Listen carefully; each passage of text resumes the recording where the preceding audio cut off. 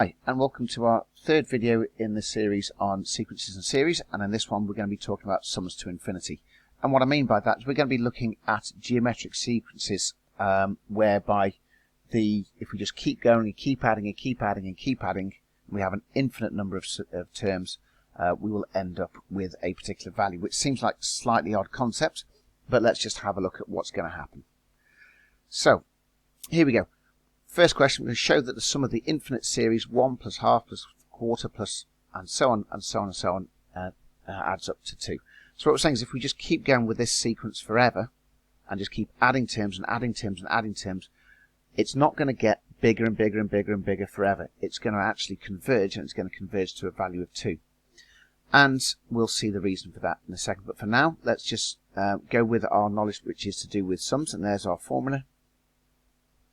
We've got a equals 1, r equals a half, and so what we're going to do is put into there. Now we've got an infinite number of terms, so what we've got to think about here is what happens to that term in particular, the half to the power n, as n tends to infinity. Half to the power n is what? Well, if you think about it, kind of half to the power n, the higher you make that value n, the bigger you make n, the smaller and smaller and smaller that's going to become.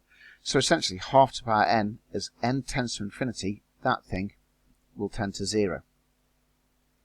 So what that means is if we're going to work out the sum to infinity, so I've changed the notation slightly there, I've replaced the n with the infinity symbol, what we've got is that's what our formula looks like. So that half to the power n has just become 0, which leaves us with 1 over on the bottom. 1 minus half is a half, and 1 divided by a half is clearly 2. So what's happening is the series converges. And that's because we are adding on increasingly small terms each time. So we'll get closer and closer and closer and closer to 2. And so 2 effectively becomes an upper limit. It will never actually reach 2. So that's what's going on. Now, this will happen for any series when r has got particular values. And those particular values will be, the big reveal, any value of r between -1 and 1. The notation we use is that mod r less than 1. If you're familiar with the modulus, then you'll understand what that means. If not, you will get to it. But essentially what we're saying is that our value of r has got to be between 1 and -1 for this to happen. Because if it does, then that's where we get that bit where r to the power n will tend to 0 as n tends to infinity.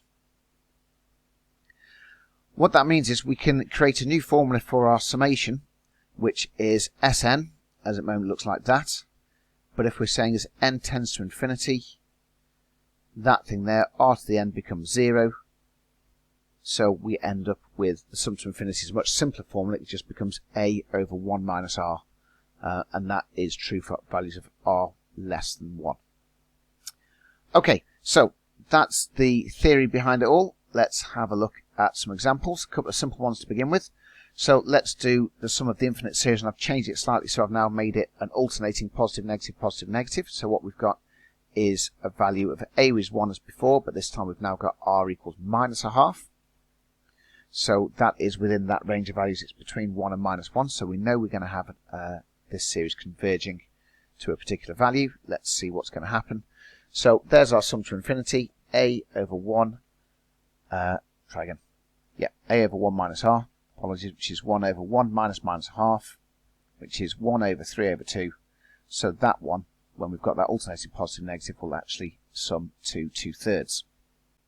On we go to another example. So we've got a culture of bacteria being grown in a petri dish in a lab, and for whatever reason we've got the bacteria growing whereby the amount of new bacteria is each hour is 85% of what it was in the previous hour. So what again we've got is a geometric progression, because the new bacteria are being added onto the ones that already exist, and so on and so forth.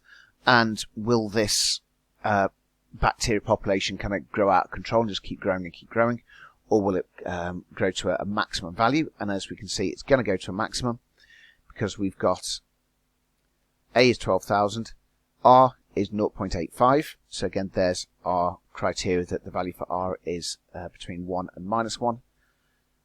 Plug it into a sum to infinity formula, and we end up with a maximum population of 80,000. So the population won't grow anything beyond that in this particular example. Okay, so moving on, let's have a look at an exam style question. So what we've got here is a geometric sequence, which is the first term of 12, common ratio 4/5, and we've got to find the sum to infinity. And then in part B, find the smallest value of n for which the difference between the sum to infinity and the sum of the first n terms is less than 0.1. So what we're saying there is for what value of n is the sum getting very close to the sum to the total value for the sum to infinity, and by very close in this particular case we're referring about 0.1. Well, let's worry about part B in a second. Let's just do the easy bit first, which is part A. So we need the sum to infinity. So there it is. As ever, it's always a good idea to write down your formula first so the examiner can see you're using the right formula, and you're almost also more likely to get method marks if you write down your formula before you plug your values in.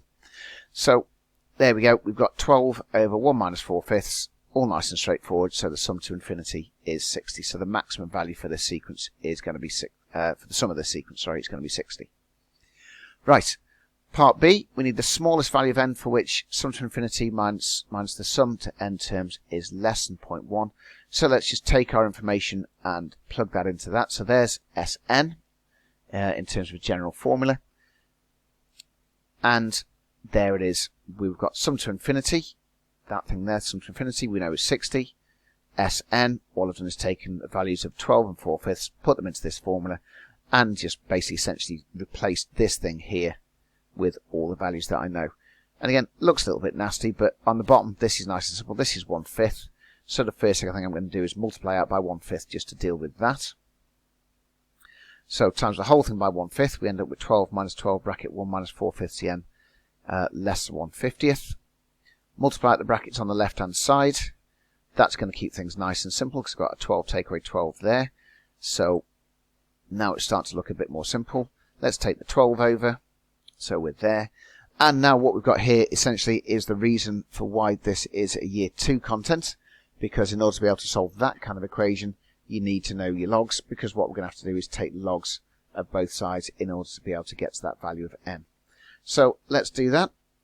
Take logs of both sides, use our log laws to bring, I kind of view this as bringing that n, this thing here, bringing it out of the sky and bringing it down to earth. It's the way my brain thinks about it. So we're using our log law, which gives us that. And now we've got to solve that equation, so we're going to do that clearly by dividing both sides of the equation by log 4/5. When we do that, we've got to be really, really careful.